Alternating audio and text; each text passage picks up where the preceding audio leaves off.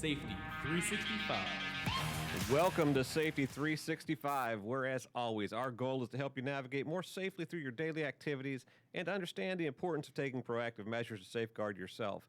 I am your host, Bill Barna. Again, 33-year police officer, retired finally, and professional security consultant, former police academy instructor, overall good guy. With me today is a friend of mine. I've known him for years, Chris Moffitt, who is the owner of Training Specifics Incorporated and also a police officer of 25 plus years. Chris, thank you for coming in. Thanks, Bill. Thanks for having me. Well, today, the reason I called Chris in, we're going to be addressing the topic of preparing for critical incidents. I mean, we see it in the news. Every day you turn on TV or listen to the radio, they're broadcasting something that's gone wrong, some sort of mass violence in our society. And I think it's really important that we start taking more proactive measures to combat that. So that's kind of why I brought Chris in. He's an expert in this. He's an ALICE instructor, a CCW instructor, also DJ Chris Lee on the side, making a little bit of coin for himself. I love the music, by the way. I was getting ready to like sports radio or something. Well, I have my forte as well. I'm not just another pretty face. But Chris has been around the block. He definitely knows some things. Chris, before we get started, I like to do what we call our safety question of the day. Oh, boy. Oh, yeah. So since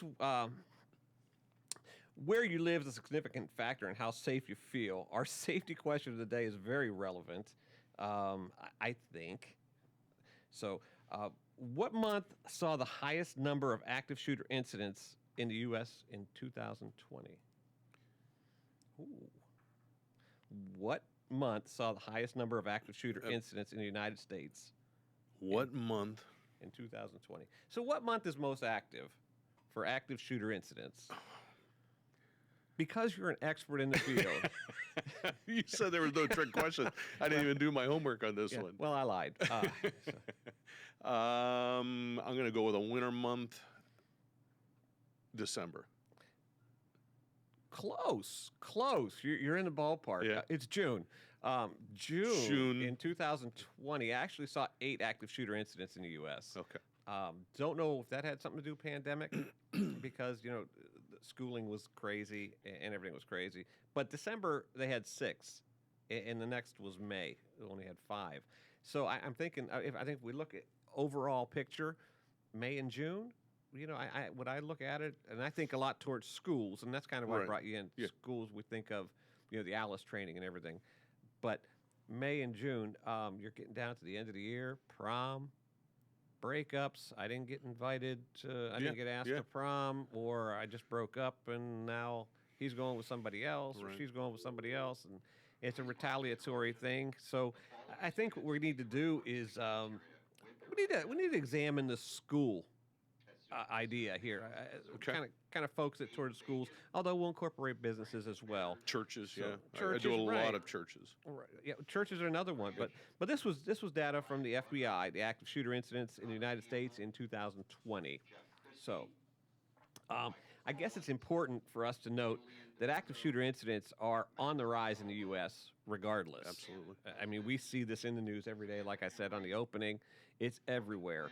We saw a 33% increase from 2019 to 2020, and a 100% increase from 2016 to 2020.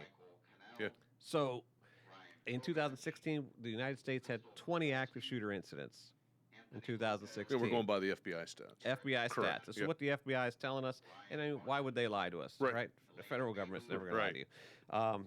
There's no Trust me, I'm the government. And there's no inflation today. So anyways, 2016 we saw 20. 2017 it went up to 31. 2018 it was at 30. 19, 30. And in 2020 it went to 40 active shooter incidents, which kind of, for me, shocked me that we saw so many in 2020. I don't know what caused that. Was it our typical default blame setting of the pandemic? Was it mental health? Was it bullying? Was it just our declining societal norms? I think it's all of them. I think it's all the above. And I can tell you, as far as my company goes, our training dropped drastically during COVID, obviously, because everybody was homeschooled when we were talking about schooling. But even the churches and the other businesses fell off. We just started back this year. I was in North Carolina about a month ago doing some training at a trucking company. So I'm picking up. But I mean, we're seeing more and more of that in your industrial or manufacturing. Absolutely. These are guys that are getting laid off or getting released, and then they're they just don't cope with it, Yeah, so they come back and. I think they're realizing that there's a need for safety on that end also, the industry part. So I'm with you. I don't think there is any one specific cause, but I do know that it isn't stopping or even slowing down. It is not. So, I look back. I know we were talking about how long ago we went through the police academy and how old we are. How old I am. I mean, you're a young, strapping young buck there. I'm happy to think you thought I was 40, what? 40, 41, 48. You're 48. You said you're going to retire at 25, so I was just going with that. But I think it's important that we need to know what to do before we do it. Absolutely. Before it's needed. That's the whole thing about being proactive. That's what training is. It's making the mistakes before you have to deal with those issues. And as a trainer for my former department, that was a lot of what I did. The guys were like, you put us into situations that, there was no win there. Yeah.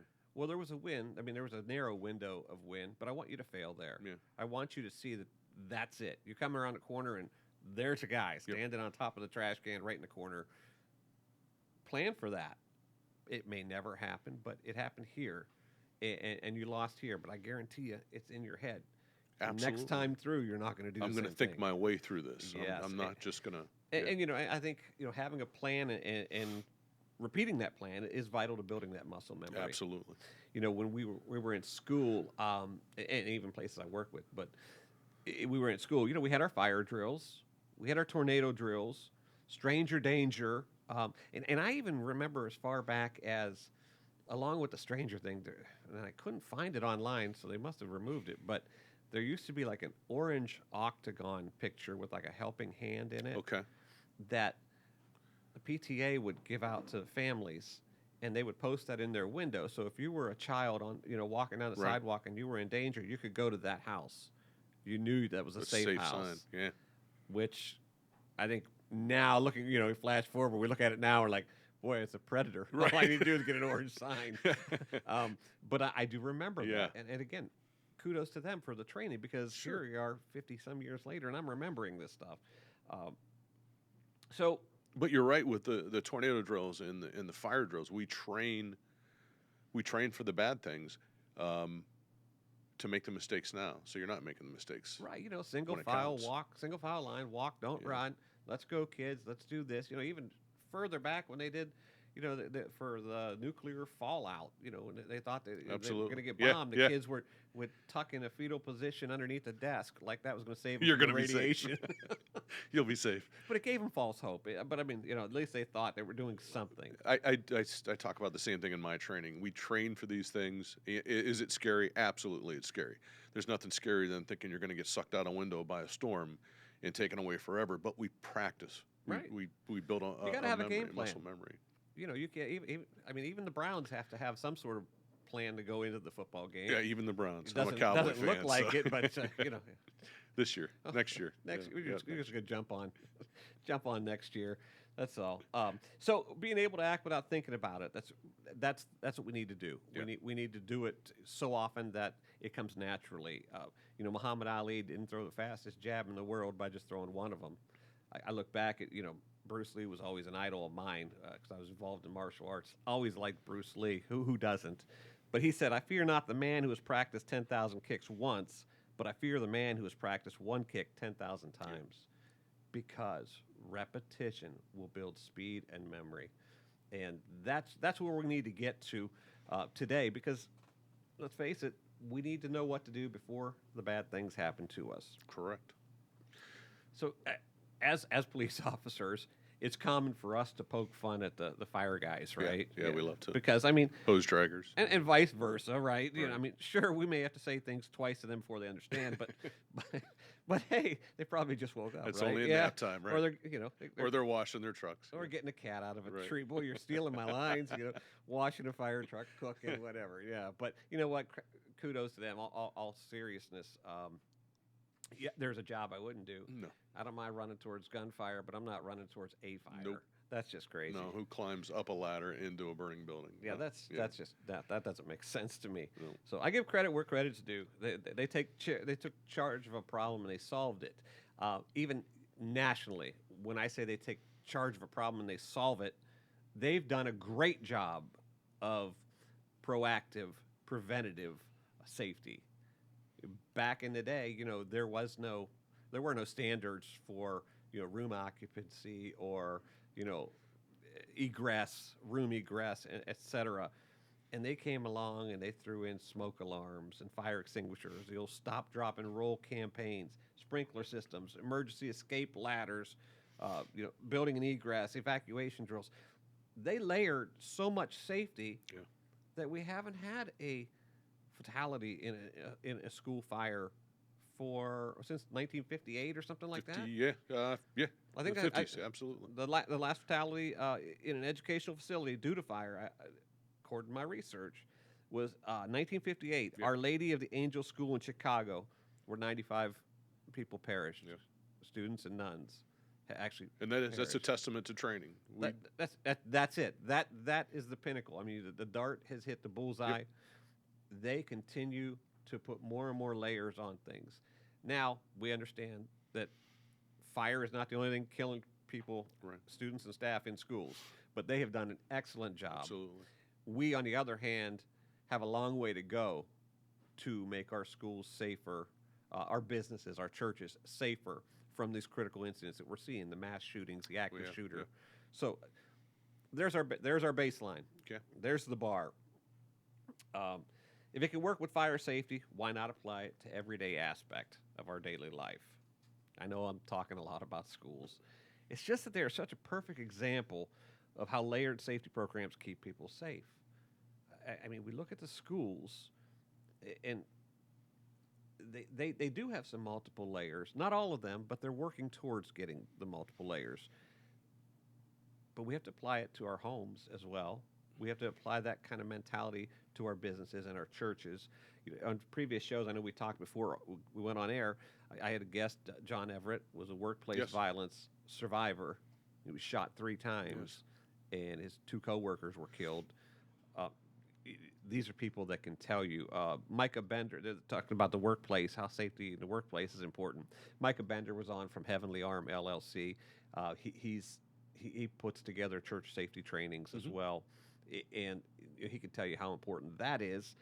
So we're all jumping into the same basket. I think we all have the same belief. We just need to start networking better and getting this stuff I do out agree. there. Yeah.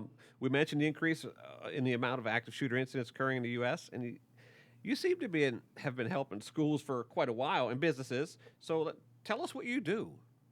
My baseline is Alice training. Well, actually, a step back from that, my baseline, my bread and butter when I started the company with Bob Thompson, both of us out of Hubbard, we did hand-to-hand self-defense stuff, just how to escape the bad things that could happen. That's my forte. Yeah, Great. Put the weaponry aside. Let's just see what we can do with these. Right. Yeah. Get out of the situation. Of course, in law enforcement, we know that our job is we can't run away. Well, we can tactically retreat, but we don't run away. Regroup. We regroup. But we have to tell civilians, that you don't have a job to subdue anybody. Your job is to escape. Your job is to survive. It's a fight for your life, and Correct. it truly is. Correct. So anything goes. If you Correct. want to poke a pencil in someone's eye, you do it. Absolutely. Violence of action is a Marine term, and that's when you decided I have to use violence to get out of this situation. It has to be 100% violence. You have to win. You have to win the fight. But my baseline was that Hubbard Schools had sent me to, they introduced me to Alice training, and I became an instructor in that. Tell our viewers, what does ALICE stand for? ALICE stands for Alert, Lockdown, Inform, Counter, and Evacuate or Evacuation. It is basically what we're talking about, having a plan, do something. So you're creating awareness. Yeah. Number yeah. one, just head on a swivel. Everybody plays football and everything. Head on a swivel. 'Cause Yeah, you don't want to get an alert. What's going sidelined. on? Yeah, paying attention to your surroundings, what's going on around me, and taking just an extra second when whether it's a fire alarm that goes off, stopping for 1 second and saying, is this a fire? If it's not a fire, what's my next plan? What do I, having that stuff set Right, up. and and you ready say to go. that because some of these active shooter situations we've seen, they've actually tried to gather a mass, trying to shoot fish in a barrel Yeah. by hitting the fire alarm and have everybody rush out into the hallways to get outside, and they funneled them right And now into you're stuck in a a hallway. deadly funnel right there. Correct.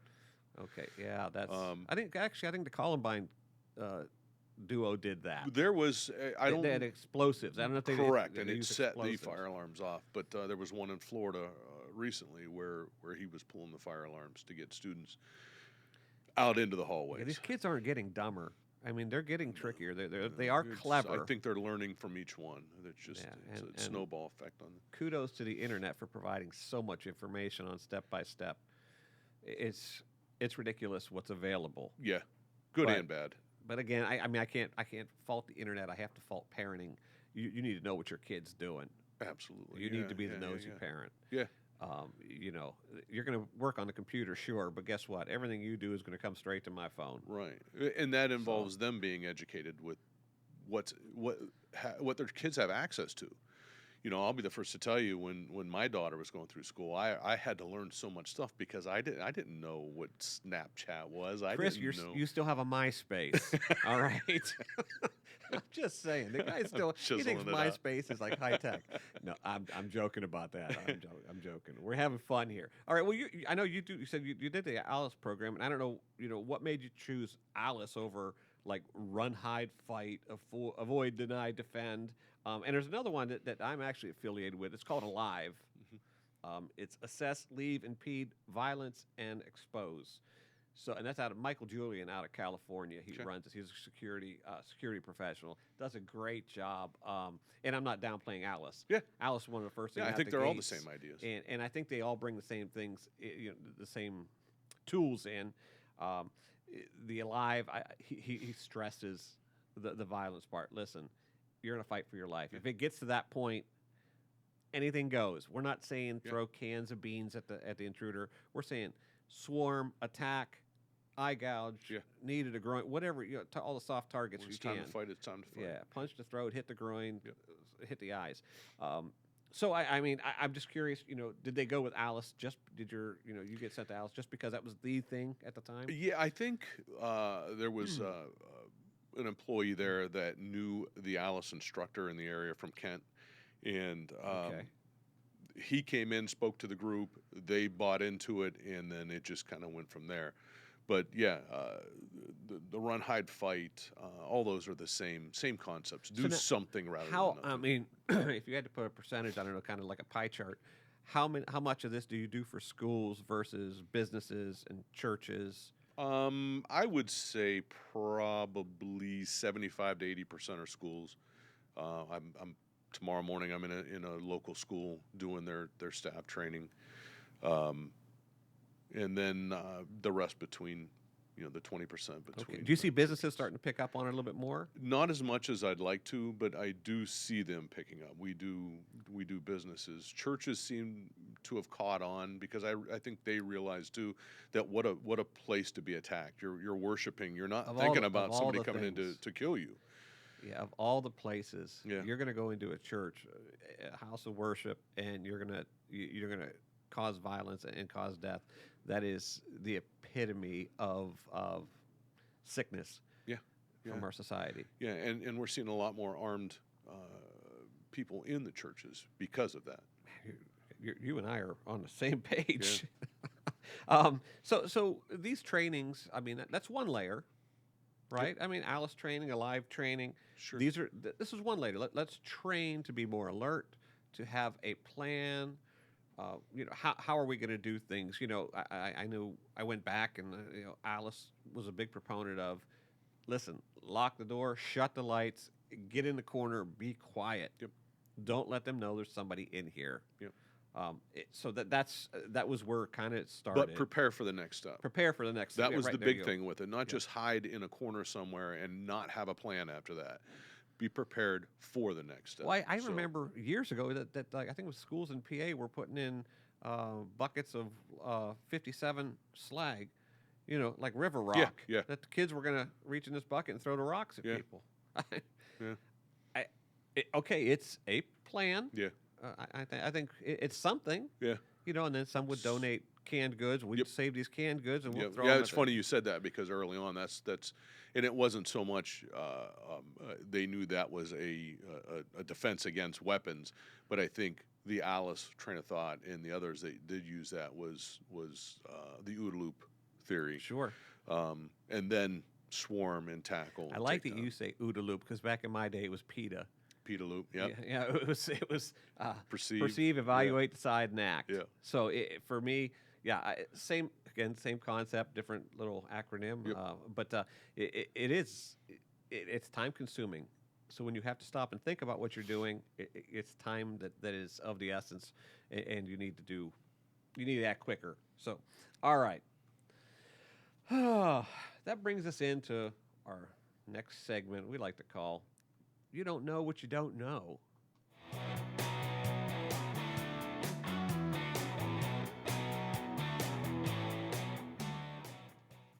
All right, you don't know what you don't know, and that couldn't be a truer statement for all of us. Hey, I don't know it all. I like to learn every day. So I think you do. I I think you do know it all, Bill. and you're coming back on the next episode for my favorite guests. So we just did a little real quick research and see what the FBI had to throw out there for us. In a study 2000 to 2019, there were 333 active shooter incidents in the United States, according to the FBI. This is their 20-year study. Add another 40 more for year 2020, and so you have 373 active shooter incidents. There were 1,062 killed. Add 38 for 2020, and now you have 1,100 people killed. 1,703 wounded. When you add another 226 for 2020, it's 1,829 people wounded. Key locations, obviously, were business locations, schools, and houses of worship. Handguns, not long guns, handguns were the predominant weapon used in most of these shootings. Why? Probably easy to conceal. Correct. Easy to carry. Easier access. Easier to reload. Yeah. I'm going to tell you, that was always my go-to. On the police department, while we trained with different weaponry, my handgun was what I was most comfortable with because it's always with me. Yeah. 13 incidents occurred at residential locations, resulting in 89 casualties, and they were all male perpetrators, pretty much. So let's talk about that. What's your Alice training and just your training in law enforcement? What do you think about these numbers? I'm going to go back to what you said earlier that obviously the increase in numbers is staggering, and that takes us back to getting this training or any kind of training, I guess, to the students in schools. As far as the male to female ratio, I that doesn't surprise me one bit. We train, and I tell the people that we're training, prepare. It's going to be a female at some point, and it may be a female at your place, but predominantly it's. So here's what gets me. All right, as a guy, and I'm just going to go with physiology here. Mm-hmm. Typically, we get pissed off, Mm-hmm. and we blow up, and we rant and we rage and we beat our chest like the gorilla in the midst, Mm-hmm. to show our dominance and our control, and we're over it. Mm-hmm. Or we shake hands and. Yeah. Well, let's not push it. But I mean, typically, we blow up and we're over it. We have a shout, blah blah blah. We're over it. It's been my experience that females typically harbor it longer in relationships that I've had. Definitely not with my current wife because we have an ideal relationship, and she is the reason I am where I am the today. love of your life. Yes, I know. From your mouth to God's ears. It is the truth, and I say that. So, Deborah Barna, if you're out there listening, you're the reason I'm where I'm You're at. kidding. We know she's not listening. She's not listening, but she knows it, and so do our friends. What I will say is, women seem to harbor feelings longer than men. So why not more female shooters? You're the expert. Yeah, I don't have an answer for that. Maybe it's just, I mean, not being familiar with weapons. I don't know. I don't have an answer. Click, point, shoot. Yeah. I mean, pull Well, the trigger and Sure, but you've seen how many policemen have you trained with rifles that are that pick up those ARs and think that they're point duly noted. they're monsters and I can't shoot this thing, and Right. it's like shooting yeah. a 22 on steroids, but they don't know that until they pick it up and use it. Right. Yeah, I don't even know if that's I don't have a study in that part of it. I like to train people, but I don't have a study in why. I think we're There's going to more see males more than- of it.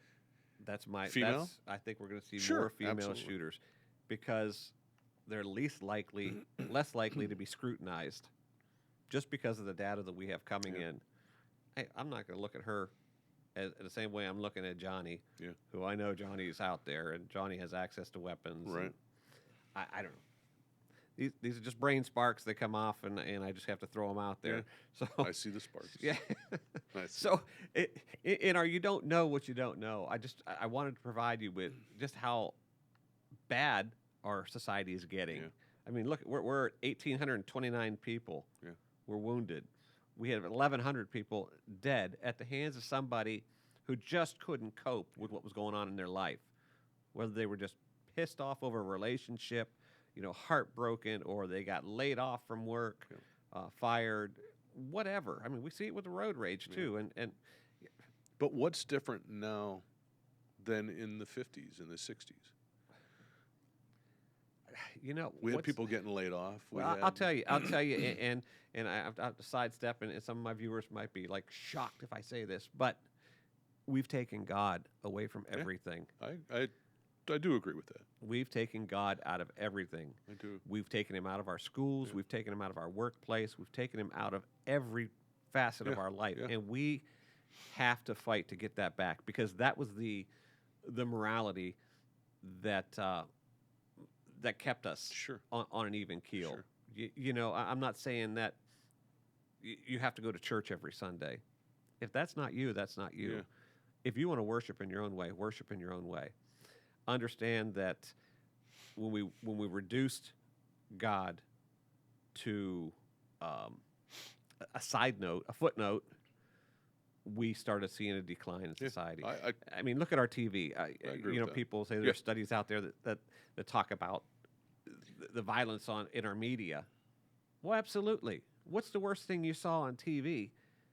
As a kid, Steve Austin beat up Bigfoot. The Well, I Bionic remember Man. seeing what's his name's butt for the first time on what was it, NYPD Blue, and that was the big thing when. But now when you're talking that's Sipowicz was late naked. 70s, probably early 80s. That was maybe. 80s, I would say. Yeah. Okay. So I'm talking in the Yeah. 70s. You're a little bit older than I am. Yeah, I mean, we were watching Brady Bunch and I watched Three's Company and Gilligan's Island. Gilligan's Island. Yeah. The eh, violence wasn't there. there I agree. There Yeah. was no violence. We didn't have video games. Our video games were Frogger. You had to get the frog across the Right.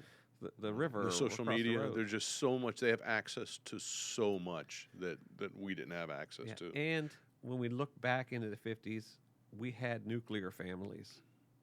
We had moms, Yeah. dads Yeah. in the same household working as a team. Yep. Now you're lucky to have one parent in that house raising a child, let alone having the children being raised Right. by the grandparents. There's Or a an aunt difference, or an uncle, or an aunt or an uncle, or a wherever neighbor at times. Yeah. wherever Yeah. this kid can fit in. And so what's changed in society? Everything. Yeah. Everything. But I do think the advancement of technology, the mass violent media that we see, and the fact that it used to be you'd watch the news, it came on at 6 o'clock in the evening, and you watch Walter Cronkite, and that Right. was your news. Now Man, they're you news are blurbs. old, Bill. Yeah, but you know what? I'd go back to the 70s in a heartbeat. Yeah. If I could click my fingers and go Yeah. back, I'd be back there. What was nice about it is the relay of information wasn't instantaneous as it Correct. is now. While we're sitting here, I'm sure, CNN and Fox News have already posted something up on the internet. It's coming across Facebook now that, there's a shooting at Gino's supermarket in Tuscaloosa. Right. you're going to find out all I, about I it. remember when I went through the academy, the big thing was the choppers catching pursuits, and that was Right. instantaneous. You didn't watch car pursuits, and now Right. look how far we've come just in that short amount of time. Now they're flying drones. Now we're side by watching live side. in the pursuit. Yes, Yeah, we got. yes. So we could talk on all this all day, but we ask, you don't know what you don't know. Hey, we're filling the bucket Yeah. quickly, and it's about to overflow. And I hope I'm not around when it does. But that brings us into our next segment called Reaction Time.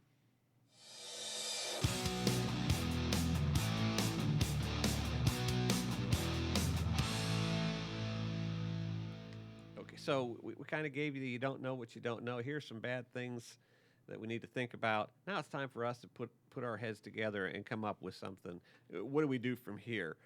It's called Reaction Time. I have to say, I said it on my last episode. I'm going to say it again. Stop relying on the police to do it all. Take proactive measures yourself to safeguard yourself. Our police are, you're asking for them to be defunded. You're asking for them, to do more with less. And you're asking them to take care of everything from the barking dog to a homicide. Sure. So ask less of the police and do it a little bit more for yourself.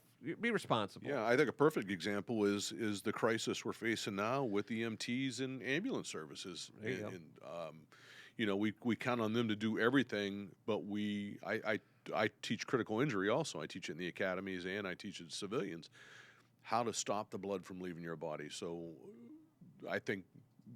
in my opinion, I think that's even more important than keeping air in your body, because I can show up later and put air in your body, but I can't put your blood back in your body. Right. Once it's out. And so now, being a guy that went through a police academy in 1985 and who put open hands on open wounds, Yeah. we didn't glove up, we didn't Right. mask up. If there was an open wound, you put pressure on it, Yep. and elevated it. That was it. Now our guys are being taught, applying tourniquets, pressure bandages, stop Yeah. bleed. It's incredible how far this pendulum has swung. Like you're saying, we need to do more. And all these services are being taxed to their max. Your police services, fire services, EMTs. So I do agree. Learn to do this stuff yourself. There you go. Save your own life. Save your friend's life. I Don't took- count on the I government. took to do first it. aid in junior high, so I have my CPR card still. Yeah. Back then it was mouth to mouth. Now we it don't was. even do that. I do remember. Now we mouth don't to even mouth. you don't even give breath. I don't think. Now half they the have time. machines that do compressions. Oh my. So what's being done to keep people safe in their daily routines? We look at the schools, and they're mandated to have their one emergency evacuation drill or rapid dismissal. Good, bad, or indifferent, but they have to have one of something. Right. So they're teaching that, and I think 6 fire drills per year, 9 if you don't have a sprinkler system or something to that effect. They do a tornado drill monthly, April through July.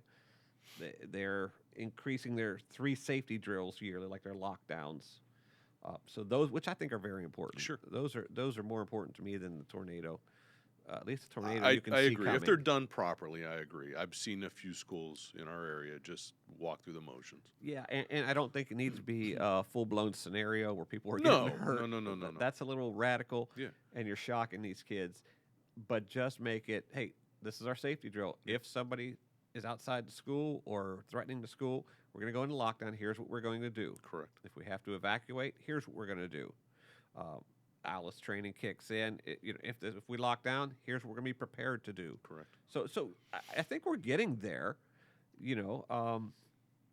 Many schools are layering with they're doing the Alice protocol or the Alive protocol. I don't want to stereotype and just say one Sure. because I think they each have their own, especially their own asset. But so we have the Alice training. How do we do this? Alive training. How do we do things? What are we going to do? They started placing school resource officers in more schools. Yes. So you always have a police officer on hand to stop this as fast as we can. Okay? And we're teaching cops how to get in those buildings and stop it as fast as There they you can. go. And we're labeling, people don't realize, we're labeling the outside of the school system, Yeah. the schools, the windows. So we know every room. Yeah. What room is that? Well, that's room 233. It Because says we know right there's going to there. be cops coming from everywhere Right. to assist, and they don't know where their elementary There are guys on our own cafeteria is. departments Right, that if they right. don't work Never day walk through the turns, school. they don't know the Yeah, school abs- unless they do our trainings. Yeah. So we have SROs. They're increasing their entrance systems, visitor access. Yeah. Most of them have these visitor, or I call them holding cells, but where you Right. can't walk right into school. You walk through a door, and then there's another set of doors, and you're trapped in there, Yeah. a waiting vestibule, if you call it. And you tell the person through the window why you're there, and then they'll get the person and bring them out to you. Yeah. You don't get to go in and sit in the office and have access Yeah. to the kids. A lot of businesses are doing the same thing, these waiting vestibules. They're adding other layers, door barricades. I'm going to shout out Bolo Stick, obviously. Sure. That's one of my favorites. I Yeah. got a little bias, and they are a Right. show sponsor. So, but Bolo Stick, instead of just locking the door, let's put another layer there, and we lock it down. So even if they manage to break the lock, you've got something else keeping that door from being pulled open. It just makes sense. So the schools are doing their thing. Businesses are kind of doing the same thing. They're starting to create, safer spaces. But what else can they do? What else can a business do, or a church? So speaking of layers, I think first of all there needs to be the training. We need to get somebody in there to explain to them, not explain, to remind them that to survive, there's things you have to do. And start practicing these things. Look at your exits. Look at your ways out of this. But there's not just one way out. There's Chris, how do several I get ways them out of the mindset that every day they wake up, they shower, they get dressed, they have their coffee, and they motor on to work? Yeah. At the end of Creature 8 of habit. hours, they turn around and they go back home, and then they do it again. Nothing ever happens to me. I am a firm believer in videos, and I love when I do my teachings to show videos of things that actually happened. I am a firm believer of talking to people that it has happened to. You said the guests that you had on your John show. Everett shot Yeah. 3 times and survived. I had the pleasure and the opportunity to speak to Carly Posey, who had 2 children at Sandy Hook on the day of the shooting. Her son was in the first room that the shooter walked in, and he was one of the ones, if you've heard the stories, he ran past him and 7 of his friends, I believe, ran past the shooter while he was reloading. At some point in his mind, it clicked, this is my opportunity to get out. This is a young elementary kid. If he can think of these things, if he knows, here's my opportunity to go, I think we can teach adults the same thing. There's opportunities. We have to let them know the what if. Yeah. What if it happened? What would I do? Yeah. And to bring something back that actually did happen to somebody is so important, because now you're relaying a story. Well, now it's tangible, Yeah, right? Now yeah. I can feel This it, happened. see it, touch My it. God, this happened to somebody. That's- So in her thought process is getting the door shut quickly, because what had happened is the teacher heard something in the hallway. She went out to check, and the shooter was right there, made his way into the room, and just started shooting. Luckily, her son was not shot. The shooter left that room, went across the hallway, and shot in that room where her daughter was. Another side note to that is maybe changing up our training just a little bit so the kids aren't doing the same thing every time. What she said happened was when her son ran outside to escape, he ran down a sidewalk and followed the sidewalk all the way around the parking lot to get to the fire station, which was their safe area, instead of cutting through the parking lot. And when she spoke to him about it, he said it was because that's how we did our fire drills. That was our rally point. We went around the sidewalk to that point every time. Muscle memory. Yeah. Again, muscle He memory. built a bad muscle memory, but it's an interesting point that muscle memory is built. Well, I mean, you hear these stories, and it kind of boggles your mind, and at the same time, you want to just sit down and cry that this is happening to our children. They're being exposed to this. They even have to train for this. Right. But we built this. We did. And now we have to deal with it. So we're going to do what we can, and that's what we do on our end. That's why we're trying to bring this to people's attention. Let's make people more aware. I know we talked about churches. Now they're creating security teams. Correct. Whoever thought you went to church? Usually you sat there and you sang your hymns, you put your money in the collection plate, and you went through the whole process and you exited out the church. Now you're going in and you've got people watching for you. They've built security teams. They're arming parishioners. They're locking the doors when the service starts. Tactically placing people inside that church. Yeah, I've talked to some pastors, and they're like, "You'd be surprised how many people are upset with us because they arrived at church late and couldn't get into service." Yeah. Because once service starts, the door's shut. Yep. Nobody else comes in. Well, story is, don't be late. Yeah. Don't be late, right? It's church, man. Come on. It's church. But and they're limiting access. You used to be able to enter the churches from 3 or 4 different Sure. doors. Now it's just one door, so they can keep an eye on who's coming through. So we're making progress. When I say reaction time, what are we doing? Yeah. We're making progress. But is it enough? I mean, we can go on and on about this. If you have to leave me with one thing that we should be doing more of, what do you think?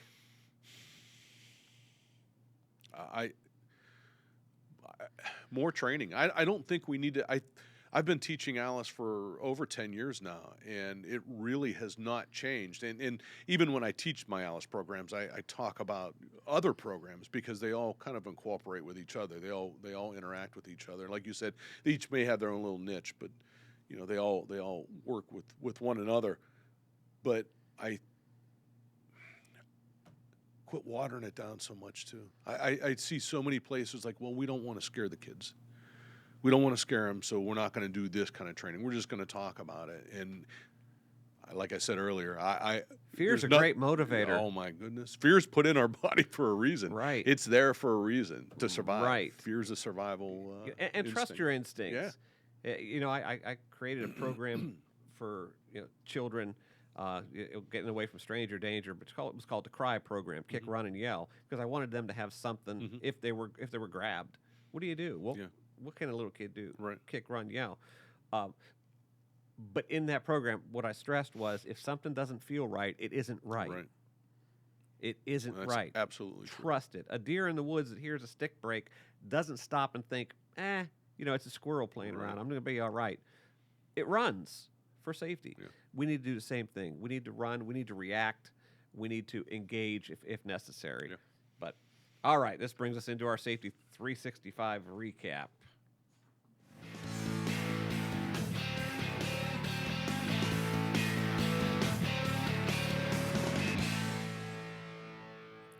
So just kind of recapping what we talked about here today, it may sound repetitive, but good. You should hear it over and over and over again. Number one, do something today to make yourself safer.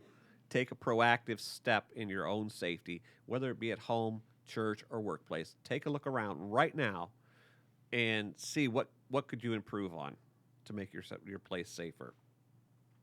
Critical incidents, active shooters, mass shootings, whatever you want to call it, are horrific acts of violence and are here to stay for a long while. We're not getting away from them.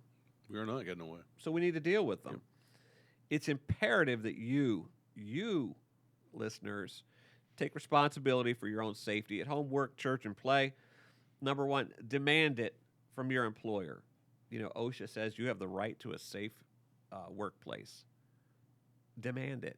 Demand your rights. Stand up for your rights. Please don't go out and start protesting. But that's another episode coming up. But demand it from your employer. You have the right to a safe working environment. Introduce it to your house of worship if they haven't embraced it already. Introduce the fact that you need to start thinking about safety because houses of worship are under attack. It's kind of a growing trend. And last, build it into your home. When you're at home, that should be your safe space where you can't be touched. Make sure you can't be touched. Make sure nobody can force open your door and get to your loved ones, your valued possessions. It could be the meaning of the difference of life and death just by being a little bit proactive. Remember, the U.S. saw 373 critical incidents between 2000 and 2020. 1,829 dead. Is that crazy? It is crazy. And honestly, if you're looking at other countries, it's probably one of the most important things we could do because it means it's coming this way. If you're seeing attacks in different ways, and we always talk about we take away the guns, that'll stop the attacks. I mean, look at what's happened in London, and they're using acid and knives. If people want to kill you, they're going to find a way to kill you.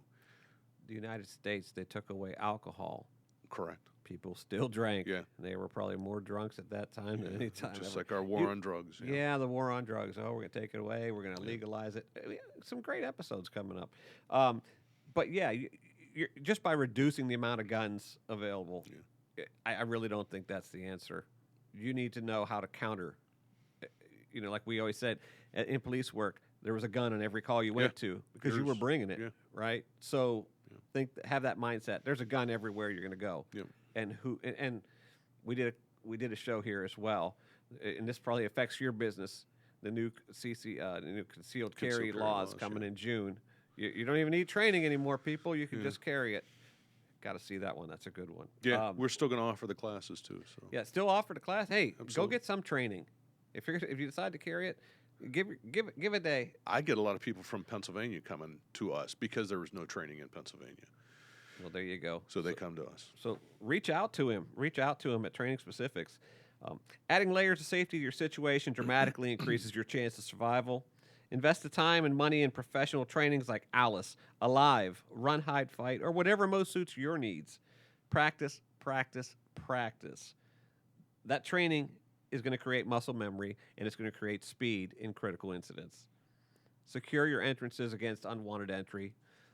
That's key. So, Chris, I want to thank you for being here. Thank you. It's been great talking with you. I'd like to have you back. We'll talk about a few more things. Right now I have to give special thanks to our show sponsor, Bolo Stick LLC, the door barricade device, providing safety and security to homes, schools, churches, and business locations across 42 states in the U.S. and internationally in 6 countries. Visit them at www.bolostick.com. If you would like to be a guest on the show or have your business advertised as a sponsor, go to safety365.us and contact us via email, podcast@safety365.us. Send us a line. Happy to talk to you. Be happy to have you on the show. Happy to have your sponsorship to keep this moving forward and giving people good information. And as always, thank you to the Trumbull Career and Technical Center for making this podcast possible. They do great work. Parents, if your kids aren't sure what they want to do, check out TCTC. For Safety 365, I'm Bill Barna, reminding you to be aware, be proactive, and stay safe.